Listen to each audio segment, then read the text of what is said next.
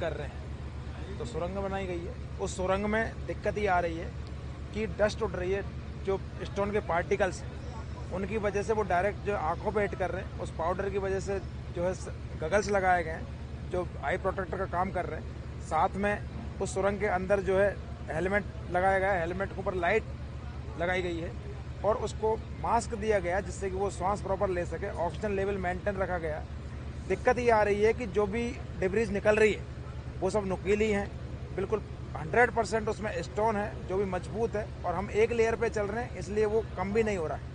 ये solid rock होने की वजह से बहुत सारी परेशानियों का सामना करना पड़ रहा है, और उसकी वजह से अभी हमने 3 रेस्क्यूअर अंदर डाल रखे हैं। एक जो है चिपिंग हैमर चला रहा है, उसमें 3 टाइप के चिपिंग हैमर होते हैं, स्मॉल, लार्ज और मीडियम। तो मीडियम टाइप का चिपिंग हैमर उसमें यूज किया जा रहा है जिससे कि पीछे वाला जो उसका सेकंड बॉडी वो उसको प्रॉपर हेल्प कर सके और वो अपना डिब्रीज पीछे आउट कर सके। और थर्ड नंबर का जो बॉडी है, जो तीसरा नंबर का है, वो सेफ्टी के लिए, उसकी हेल्प करने के लिए, और तीनों को सेफ्टी रॉप पर बांधा गया है और ऊपर उसका कंट्रोल है जिससे कि इनकेस कोई कंटीजेंसी होती है तो हम उसको पीछे ले सकें, ऑक्सीजन लेवल बार बार चेक कर सकें। अंदर का टेम्परेचर लगभग 30-35 डिग्री है, तो जैसे ही बाहर आ रहा है उसको हम कंबल उड़ाते हैं, दूध पिलाते हैं जिससे कि उसकी तबीयत खराब ना हो जाए और दोबारा के लिए अंदर जाने के लिए तैयार हो सके। उनका तीन बॉडी इसलिए लगा रखें कि यदि उसमें से हम एक जब रेस्क्यूअर को ऊपर लाते हैं तो हमारा काम में कोई बाधा ना आए और काम रुके ना और काम बरकरार चलता रहे।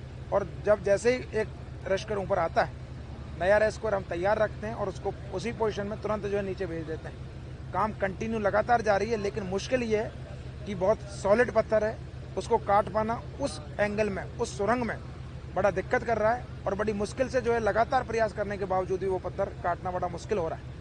लेकिन सभी रेस्क्यूअर बड़े जोर शोर से लगे हुए हैं और लगातार प्रयास जारी हैं और उम्मीद करते हैं जल्दी ही जो है उसको काट लिया जाएगा। लेकिन सर अभी कितना समय और लगेगा, क्योंकि 168 घंटे हो चुके हैं, अभी भी आप जो कह सकते हैं कि आपके जो टीम के मेंबर्स हैं वो सुरंग खोद रहे हैं, लेकिन सफलता अभी तक नहीं मिल पाई है। कितने फीट की गहराई तक सुरंग बन चुकी है और कितना समय और लगेगा चेतना तक पहुंचने में? आधी से ज़्यादा सुरंग को हम जो है खोद चुके हैं। लगभग हमको 8-8.5 फीट तक अप्रोच करना है, उसमें हम लगभग जो है 5-5.5 फीट तक अप्रोच कर चुके हैं। और बाकी भाई एक्चुअल में जितने भी टाइप के इक्विपमेंट हैं हम उसमें यूज कर रहे हैं कि हम जिससे जल्दी खोज सकें, और कोशिश करेंगे कि कल जो है ये ऑपरेशन कंप्लीट हो जाए।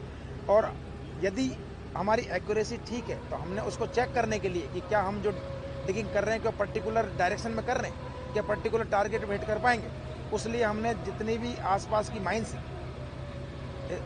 हिंदुस्तान जिंक लिमिटेड अजमेर और जो है अपने भीलवाड़ा से और इधर से खेतड़ी से, तीनों जगह से जो है उसके इस टाइप का कोई इक्विपमेंट है तो उनके इंजीनियर बुलाएं, सिर्फ सिधाई चेक करने के लिए कुछ डायरेक्शन में हिट कर सके, और उसको बुला के चेक करवाया गया। मैनुअली जो ग्रामवासी है जो मकान बनाने का काम करते हैं उनसे भी उसका एंगल चेक करवा गया है।